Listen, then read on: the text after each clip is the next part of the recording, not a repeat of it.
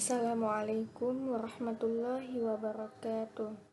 Saya Iftitahatul Fauza, NIM T2018-5038.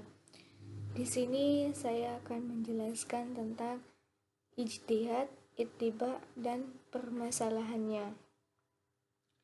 Baik, yang pertama ada definisi dari ijtihad.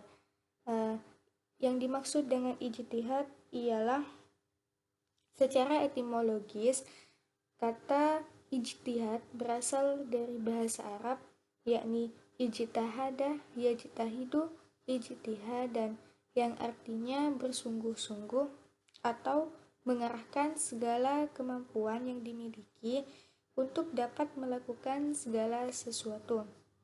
Sedangkan secara terminologi, ijtihad ialah mencurahkan segala bentuk pikiran, tenaga untuk dapat menggali istinbat serta menetapkan suatu bentuk hukum yang terbaru berdasarkan Al-Quran dan As-Sunnah. Ijtihad pada hal-hal yang baru sebelumnya belum pernah ada atau terjadi pada masa Rasulullah SAW. Ijtihad sangat diperlukan bagi masyarakat sebagai instrumen pengembangan terhadap pelaksanaan ajaran-ajaran agama Islam yang sebelumnya bersifat baku. Upaya untuk merelevasikan ijtihad terhadap situasi dan kondisi biasa disebut dengan para mujtahidin. Mujtahidin ini merupakan sekumpulan seseorang yang memiliki kapasitas ilmu yang tinggi dalam mengistinbatkan suatu hukum dari dalil Al-Quran maupun hadis. Untuk itu, tujuan utama dari proses ijtihad ini yakni agar dapat mengupayakan pelaksanaan ajaran-ajaran Islam sebagai pegangan hidup bagi setiap muslim agar sesuai dengan kondisi tempat dan zaman yang ada. Adapun pendapat menurut Hasbi As-Soddiqi, beliau menyatakan bahwa ijtihad ialah menggunakan segala bentuk kesanggupan untuk mencari suatu hukum syara' yang menjelaskan bahwa ijtihad merupakan suatu upaya untuk mencurahkan segala kemampuan pikiran agar dapat mengetahui hukum-hukum syariat beserta dalilnya secara terperinci, jelas, dan diketahui sumbernya. Adapun di sini ijtihad terdapat tingkatannya. Nah, yang pertama ada mujtahid mutlak. Mujtahid mutlak ialah seorang mujtahid yang berkemampuan dalam memberi fatwa dan pendapatnya tidak terikat dengan 4 mazhab. Yang kedua ada mujtahid munfasih. Mujtahid munfasih ialah mujtahid yang telah memenuhi syarat-syarat ijtihad, dan dalam hal ini mujtahid munfasih dibagi lagi menjadi 2 bentuk. Yang pertama ada ijtihad takhrij. Ijtihad takhrij ialah mujtahid yang berijtihad dalam mazhabnya, namun hasil daripada ijtihad tersebut tidak terdapat pada perkumpulan rumusan hukum-hukum imam terhadap mazhab yang diikutinya.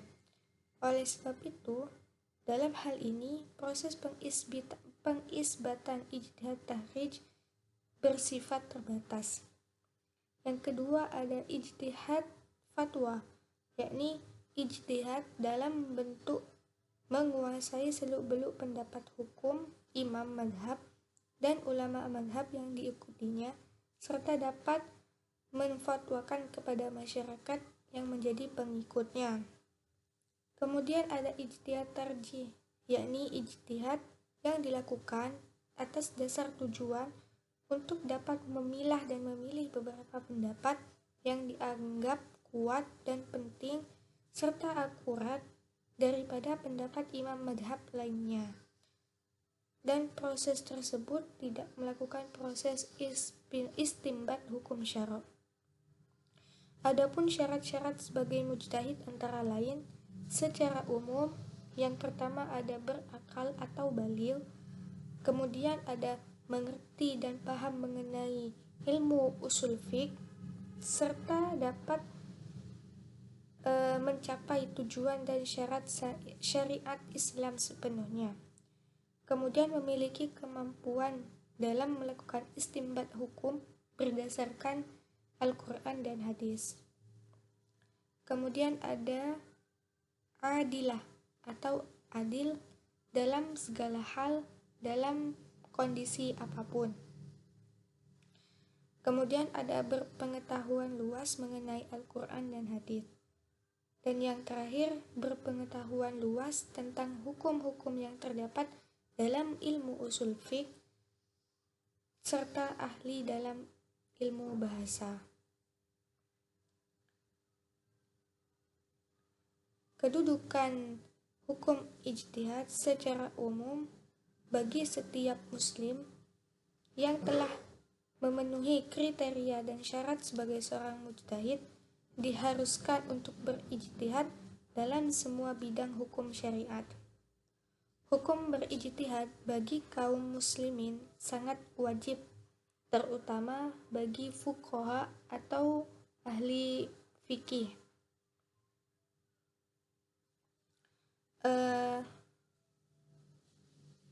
Memahami ijtihad dari segi bentuk, alat maupun sumbernya perlu untuk diketahui bagi calon mujtahidin.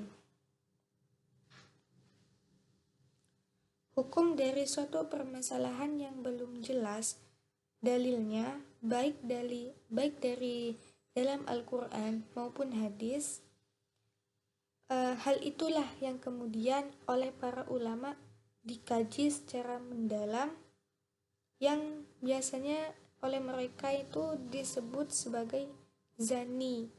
Zani ini bersifat qat'i atau dalilnya belum jelas. Oleh karena itu, para ulama mengkajinya secara merinci.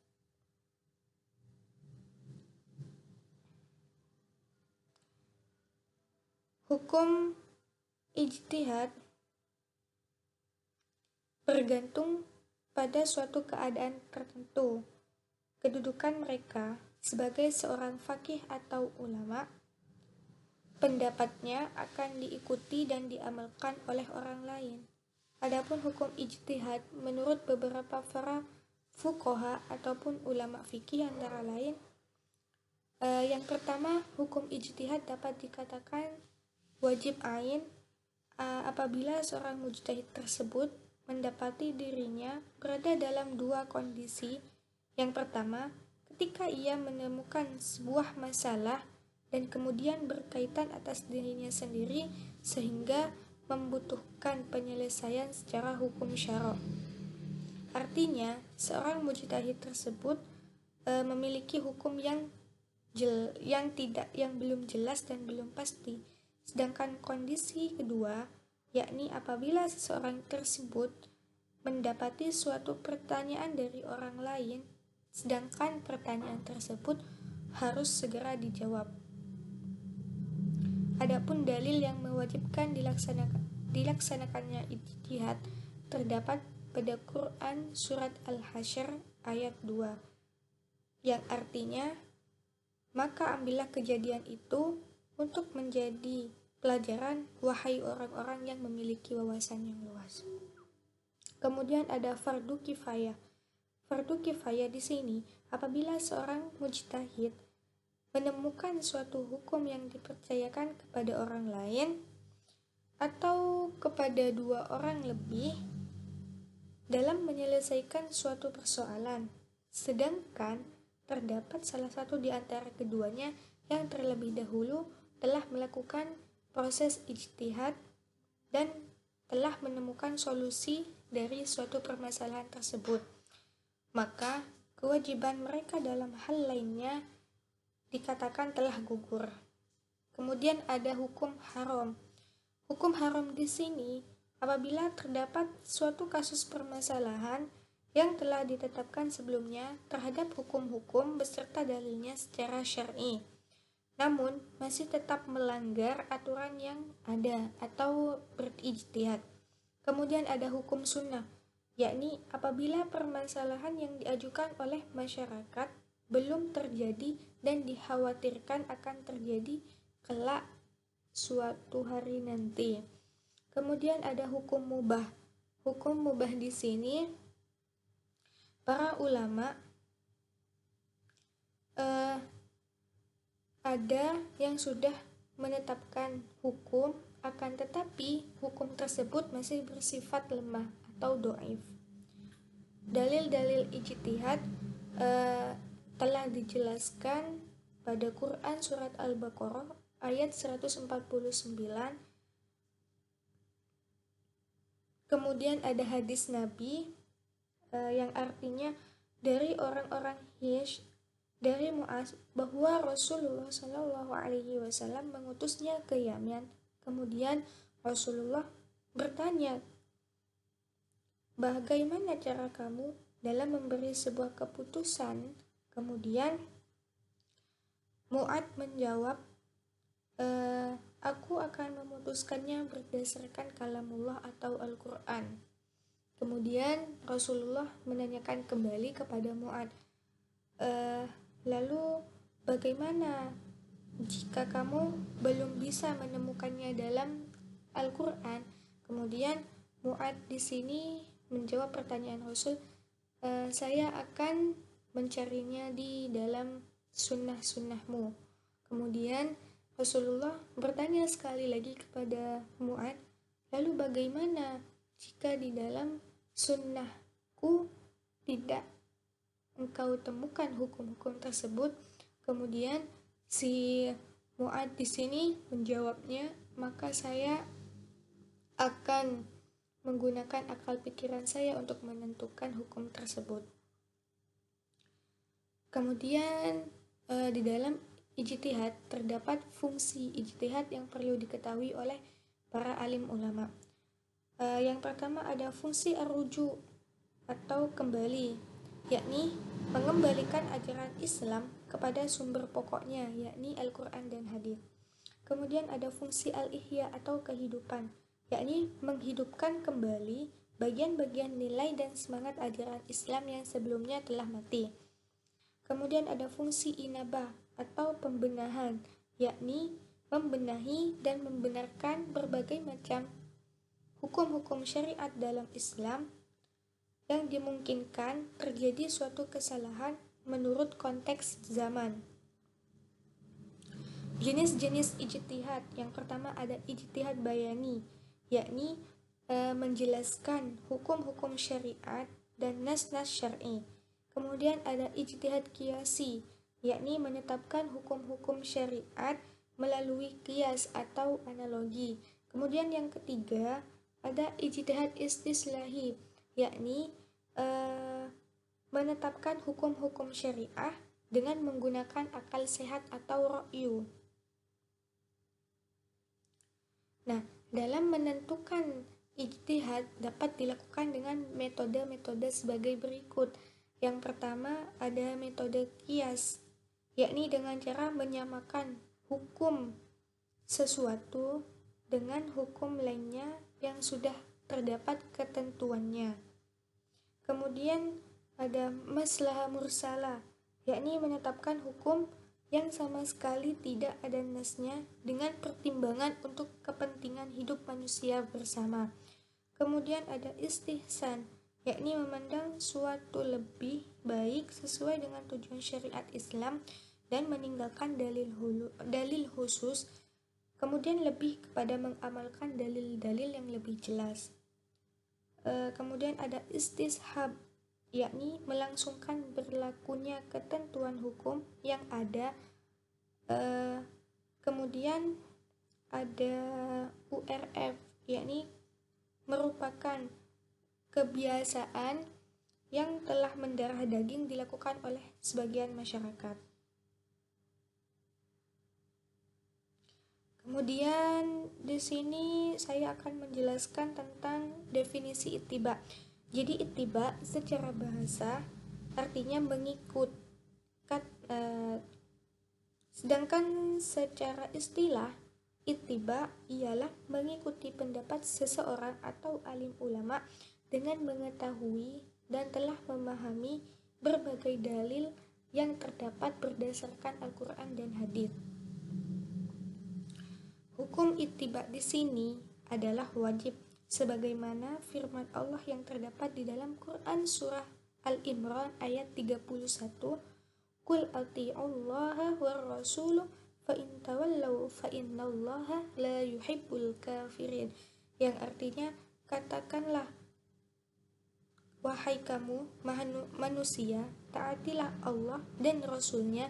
Jika kamu berpaling, maka sesungguhnya Allah sangat tidak menyukai orang-orang yang kafir.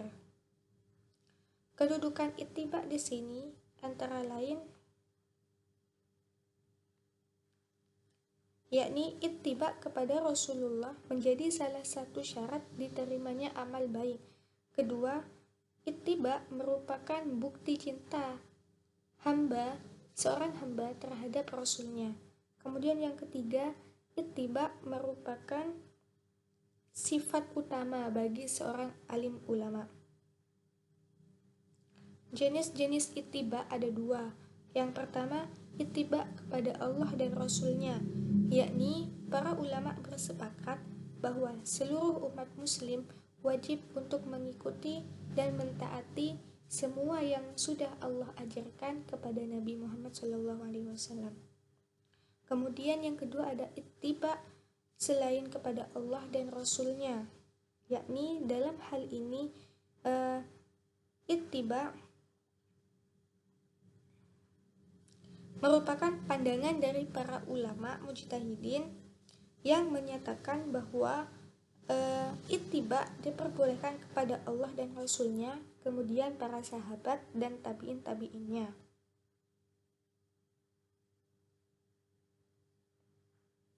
Mungkin itu saja yang dapat saya sampaikan. Kurang lebihnya mohon maaf. Wassalamualaikum warahmatullahi wabarakatuh.